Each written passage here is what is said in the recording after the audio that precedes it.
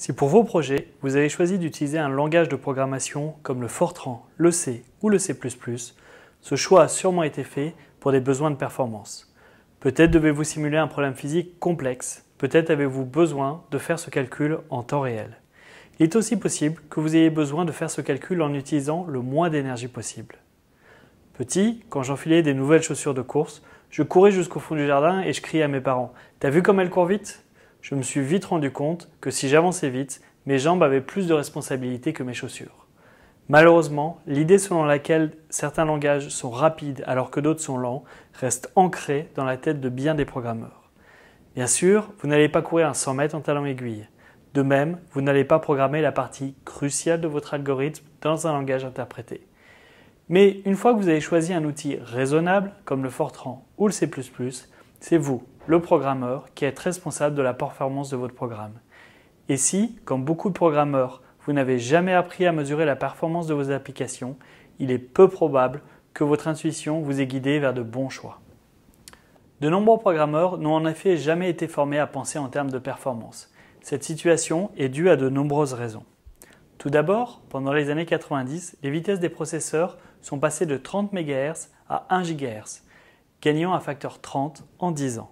Entre 2000 et 2015, les processeurs sont passés de 1 GHz à 3 GHz, ne gagnant qu'un facteur 3 sur une période beaucoup plus longue. Comme vous le voyez, sur ce graphique qui représente les fréquences des processeurs en fonction du temps, nous sommes arrivés à un plateau en termes de fréquence des processeurs. Et la tendance est même à la baisse. Il n'est pas rare de voir des processeurs cadencés seulement à 1 GHz sur les machines destinées à la mobilité.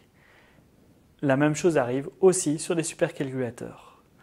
Comme l'a annoncé Herb Sutter, membre du comité de standardisation du C++, The Free Lunch is over. Il est urgent de réaliser que les gains de performance ne peuvent plus venir magiquement du matériel. Si vous ne réagissez pas, les performances de vos programmes peuvent même baisser avec les nouveaux processeurs. Une autre raison est que la formation informatique commence bien souvent par des cours de complexité temporelle. On y apprend qu'un algorithme en grand O de n2 s'exécute bien plus lentement qu'un algorithme en grand O de n.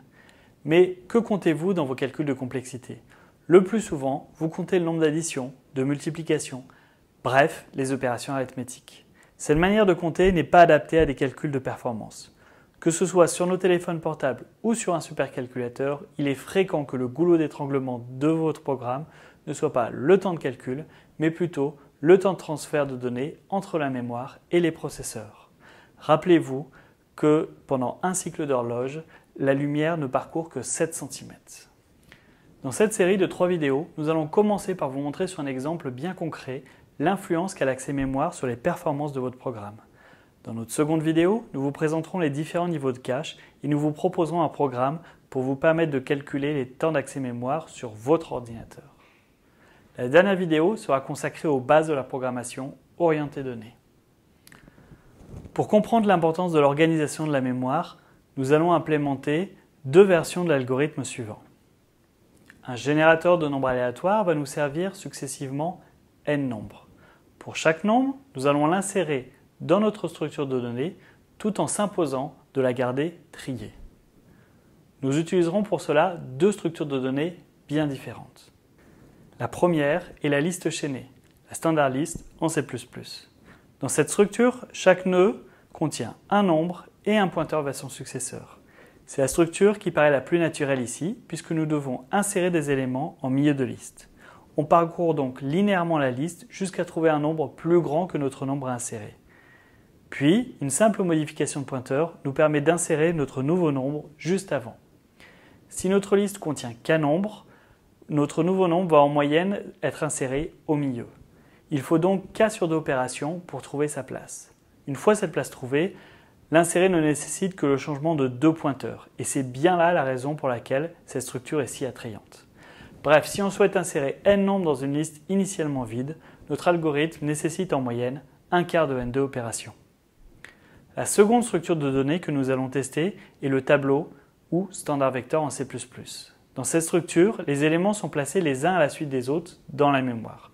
Nous effectuons toujours une recherche linéaire pour savoir où placer notre nouvel élément. Il serait plus rapide de faire une recherche dichotomique, mais laissons ce point de côté. Un gros problème se pose au moment de l'insertion. Nous devons déplacer toute la queue avant de pouvoir insérer notre nouvel élément.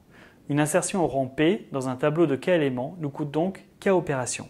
Il y a d'abord P opérations pour la recherche, puis K-P opérations pour l'insertion. Il faut donc 1/2 de n de opérations pour insérer n nombres dans notre tableau initialement vide. Il faudrait aussi tenir compte de la réallocation mémoire qui se passe à chaque fois que la capacité est insuffisante. La complexité temporelle nous indique que la liste chaînée est la bonne structure de données pour ce problème. Elle devrait être 2 fois plus rapide.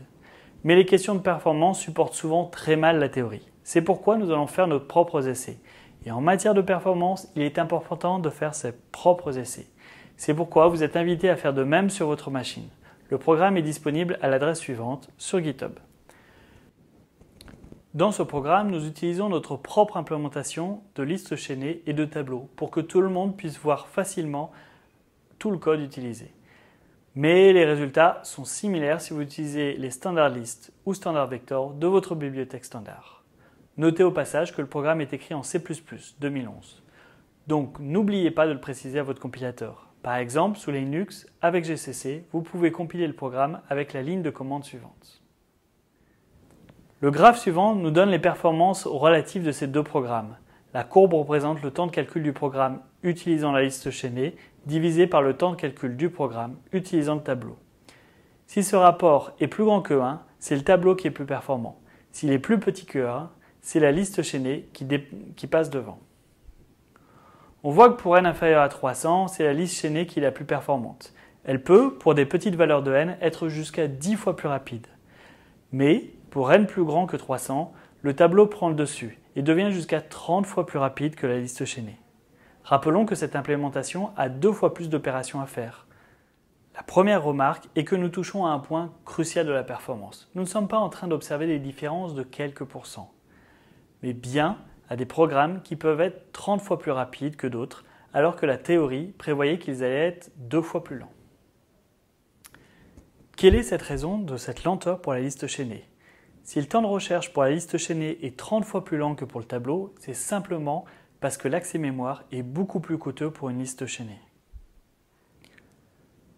Rappelons que l'élément indivisible pour le transfert de mémoire est la ligne de cache. Sur la plupart des processeurs modernes, sa taille est de 64 octets.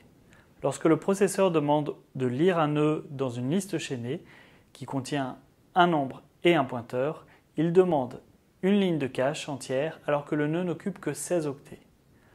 Comme les voisins mémoire du nœud n'ont aucune raison d'être utilisés à court terme, on en déduit que seul 25% de la mémoire appelée par le processeur est utilisée.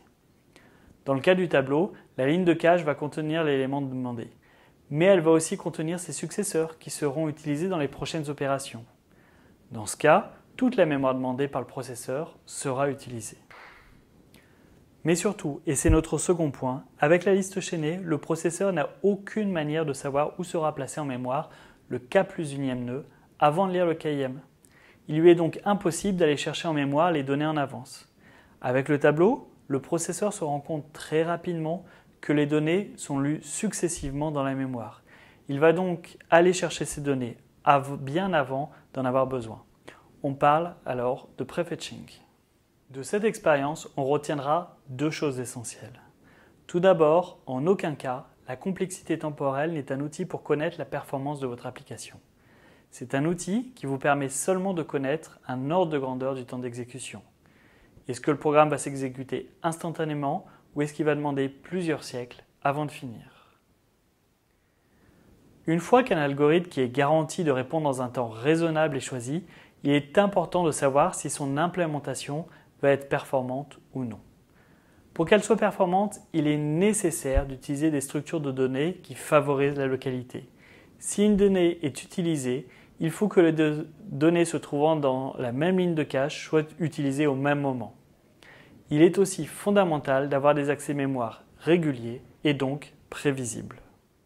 Avant de passer à la prochaine vidéo qui présentera les différents caches des processeurs, je vous conseille vivement de télécharger, de comprendre et d'exécuter le programme testé ici. Modifiez-le si vous souhaitez. Bref, familiarisez-vous avec lui.